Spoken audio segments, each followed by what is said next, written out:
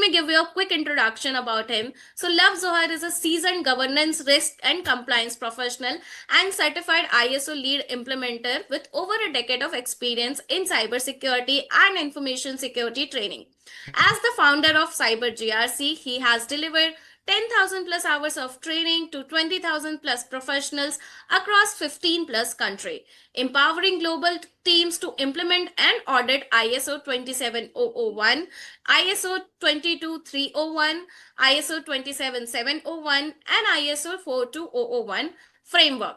Loves practical hands-on teaching style, bridge technical depth with real-world application, making complex GRC concept simple and actionable. He holds multiple certification including ISO 27001 and 42001 lead implementer, CompTIA Security Plus, ITIL V4, CCNA, and Prince 2 practitioner.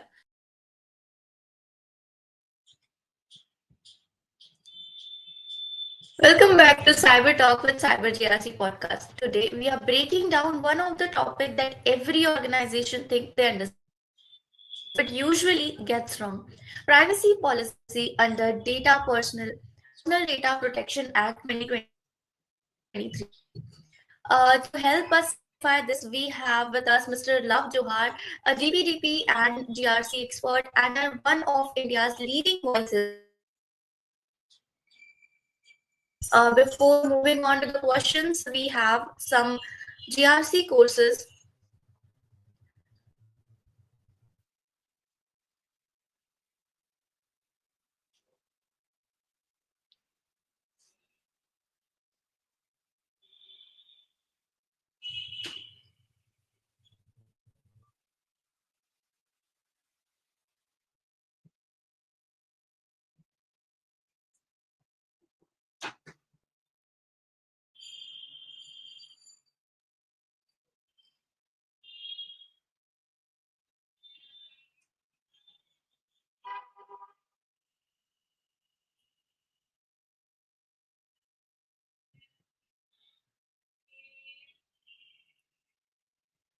Vidya, are you there?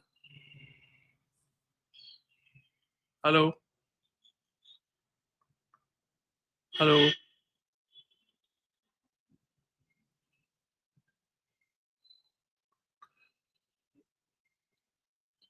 Hello? Hello?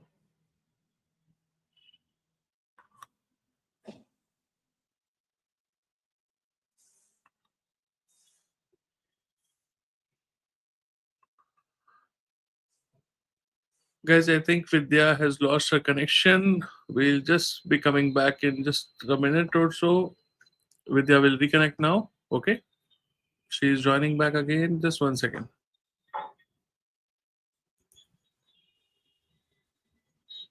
Hi, Vidya. Your connection dropped out, huh?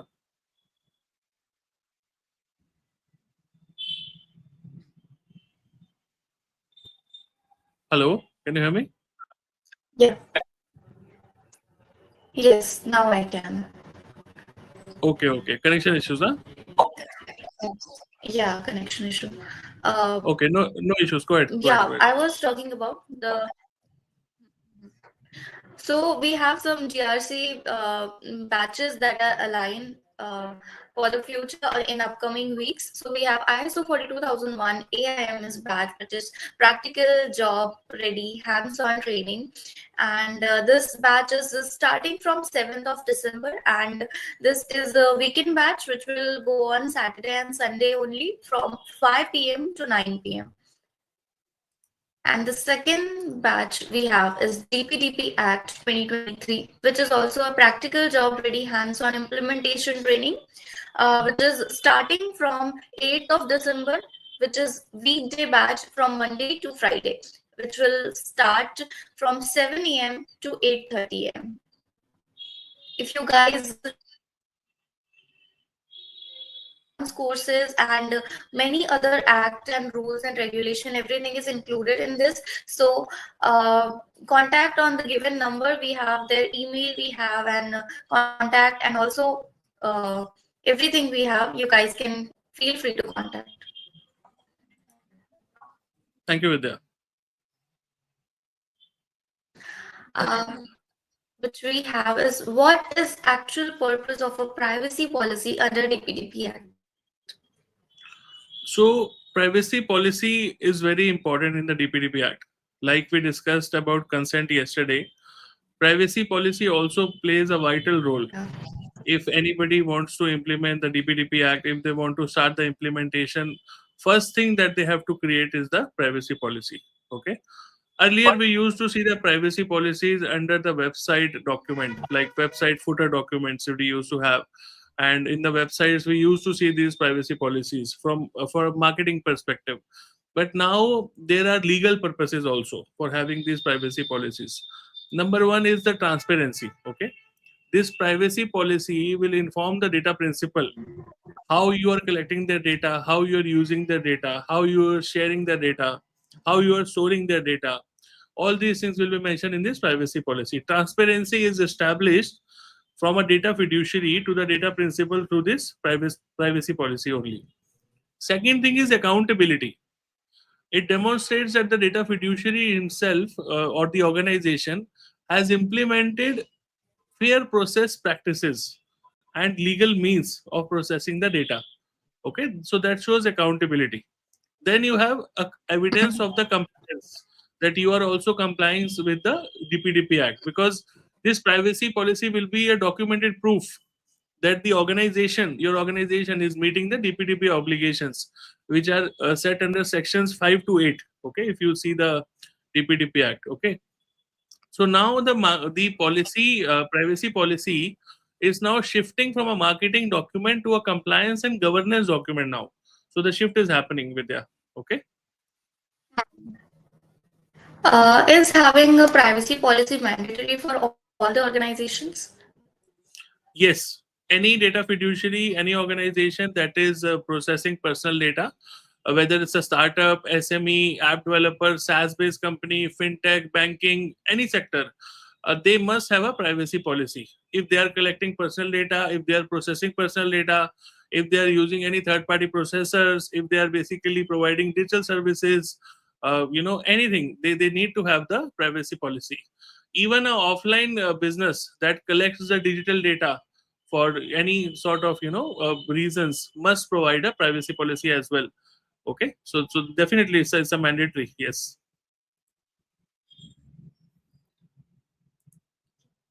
What does DPDP compliant privacy policy contain? So for simplifying this, Vidya, we basically created this particular elements page where people can actually, if they want, they can take a screenshot also of this page. Okay, so these are the main elements of the privacy policy. Okay, so it shows that what all personal data is collected, how the collected data will be processed, the retention period for the data. Okay, how the data principal can withdraw their consent. Okay, how basically the grievance redressal will happen, how, what are the rights of the data principal regarding their data. Okay, what are the data sharing practices of the organization, and what are the third parties to which the organization is sharing the data with. Everything has to be mentioned in the privacy policy, the purpose for which the data is collected. Okay, yesterday we were talking about specific purpose or specific consent, if you remember. Now here those purposes have to be Yes. mentioned actually in this privacy policy. So yesterday's session, today's podcast is very important for any organization that is trying to implement the DPDP Act or trying to even plan it for the upcoming months as well. Okay, they really need to understand all these important factors, because this is the basics. This is the foundation of the DPDP Act. Okay, yeah. My next question is, does DPDP require the privacy policy to be written in plain language?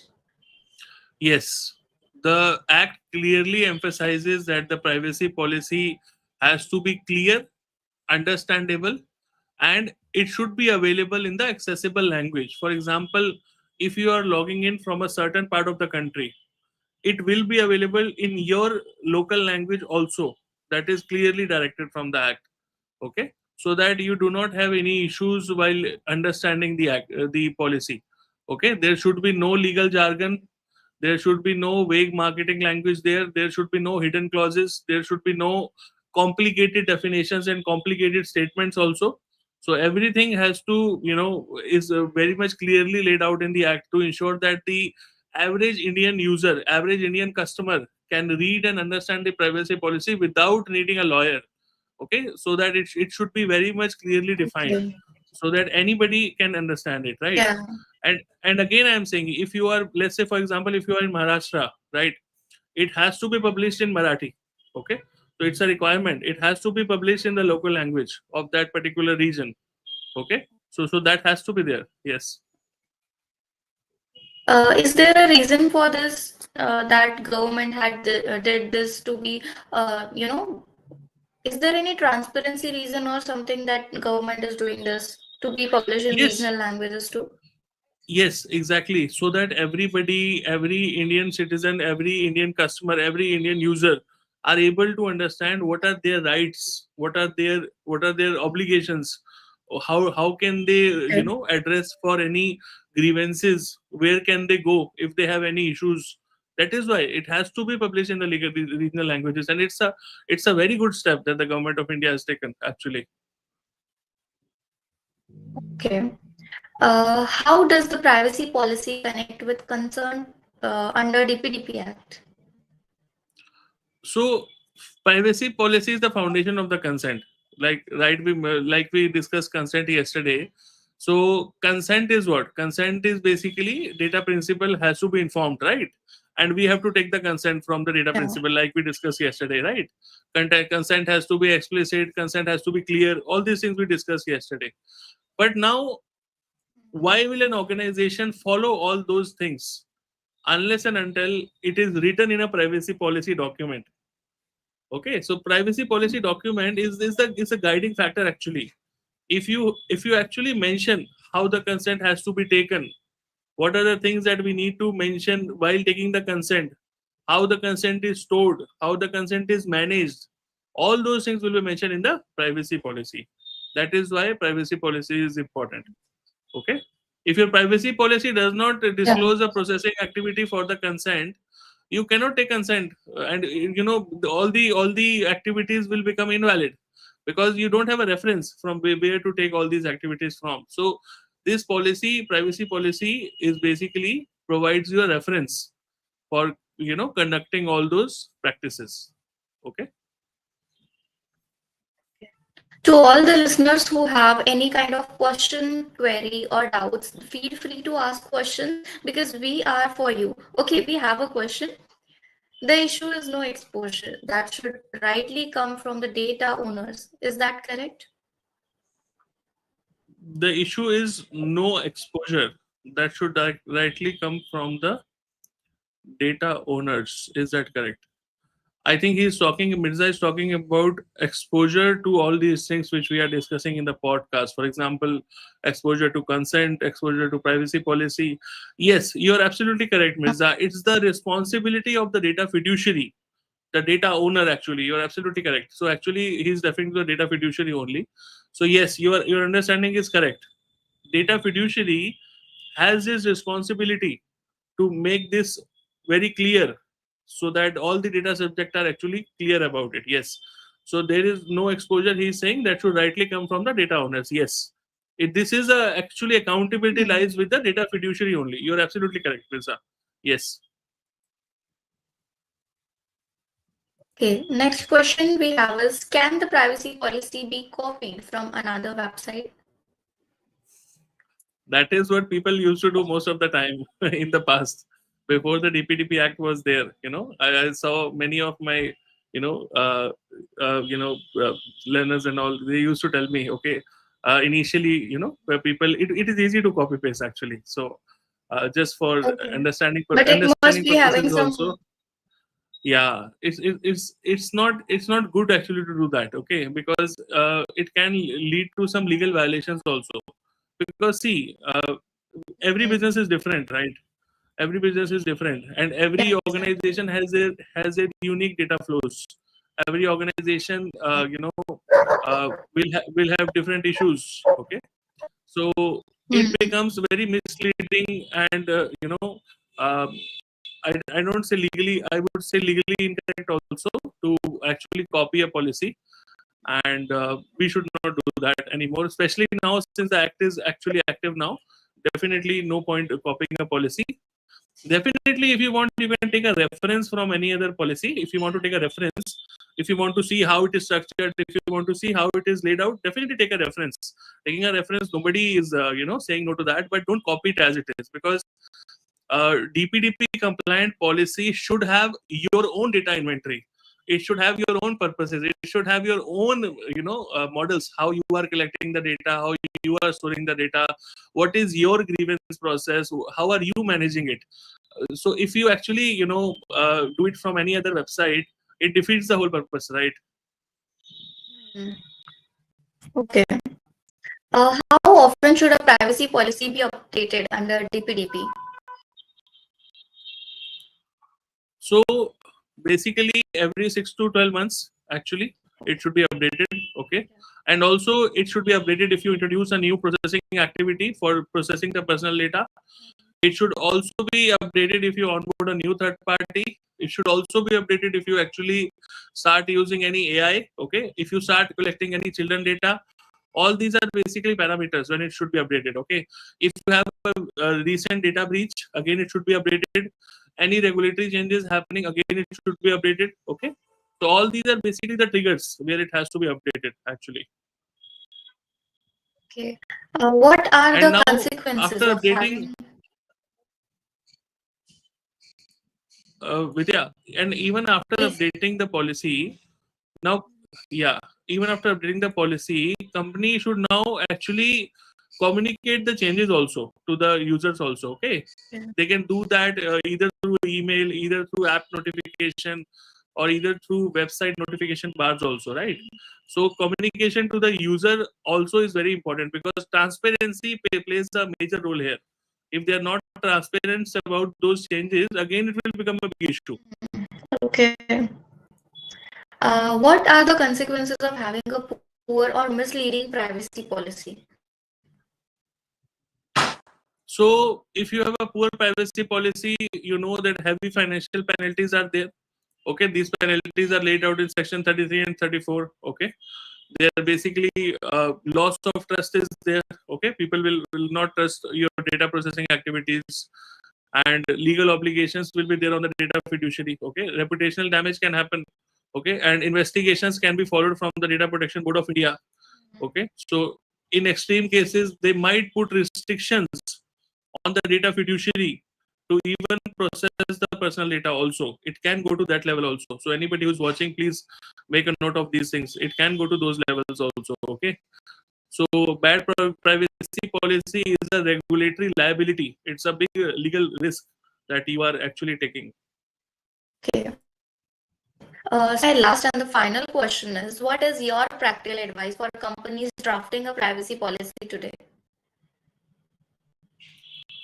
So this is what I have prepared for the organizations who are actually drafting the privacy policy now. If you see, it's a step-by-step process with that. So basically, first of all, we need to identify all the personal data.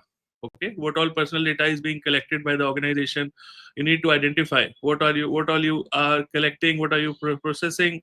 Data inventory has to be there. Proper data inventory is the first step. Okay.